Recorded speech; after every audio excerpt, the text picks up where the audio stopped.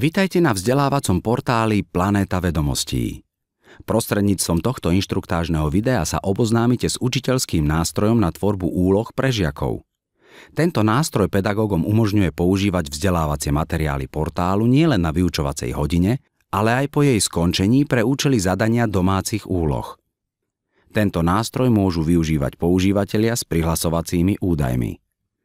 Pri vytváraní úlohy postupujte nasledovne.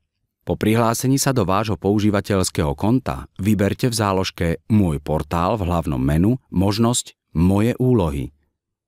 Na zobrazenej stránke nájdete zoznam všetkých vami vytvorených úloh. Kliknite na tlačidlo Vytvoriť novú úlohu.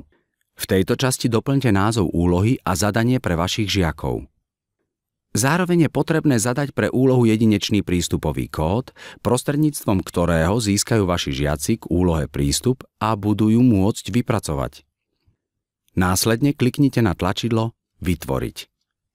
Zobrazí sa potvrdenie o úspešnom vytvorení úlohy s vami definovaným prístupovým kódom. Teraz do nej môžete pridať vzdelávacie materiály. Kliknite na odkaz Vyhľadať vzdelávacie materiály pre túto úlohu. Ľavá časť zobrazenej stránky slúži na vyhľadávanie vzdelávacích materiálov na portáli. V pravej časti sa zobrazuje zoznam materiálov, ktoré do úlohy pridáte. Jedným zo spôsobov vyhľadávania vzdelávacích materiálov na portáli je vyhľadávanie prostredníctvom kľúčových slov. Zadajte slovo alebo slova do vyhľadávacieho okna v ľavej časti stránky a kliknite na ikonu lupy. Tým sa zobrazia všetky typy vzdelávacích materiálov, pre ktoré boli definované vami zadané kľúčové slová. Následne si môžete zobraziť konkrétny typ vzdelávacích materiálov, napríklad interaktívne cvičenia vhodné na použitie v úlohách pre žiakov. Pridávanie materiálov do úlohy je rýchle a jednoduché. Kliknite na daný materiál a presunte ho ťahom myši do pravej časti okna. Rovnakú funkciu má aj odkaz Pridať v pravom rohu daného materiálu.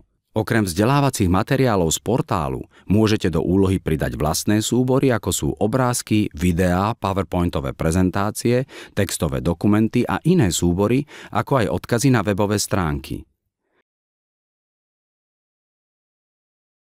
Posledným krokom vytvárania úlohy je jej sprístupnenie vašim žiakom. Kliknite na odkaz Skryť, sprístupniť. Úlohu môžete sprístupniť natrvalo alebo nastaviť počet dní, počas ktorých budú mať žiaci možnosť danú úlohu vypracovávať. Vaše nastavenie potvrďte kliknutím na tlačidlo Sprístupniť.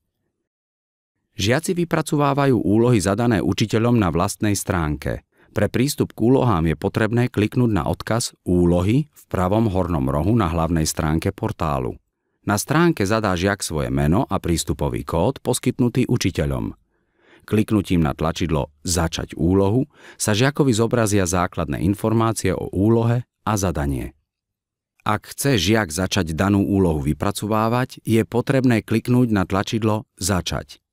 Následne pracuje s materiálmi a vypracováva cvičenia.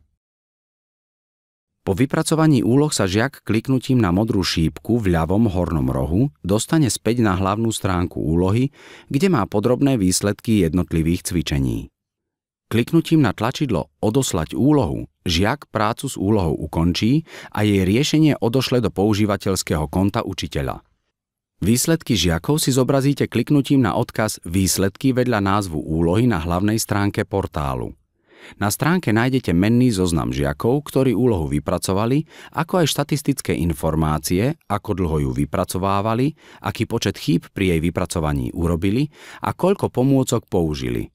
Zároveň si môžete zobraziť detailné informácie o riešení úlohy u konkrétneho žiaka kliknutím na jeho meno v zozname.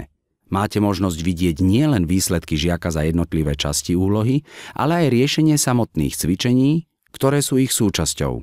Výsledky žiakov je možné vytlačiť alebo stiahnuť do súboru. Ak máte dodatočné otázky ohľadom používania vášho používateľského konta, neváhajte nás kontaktovať.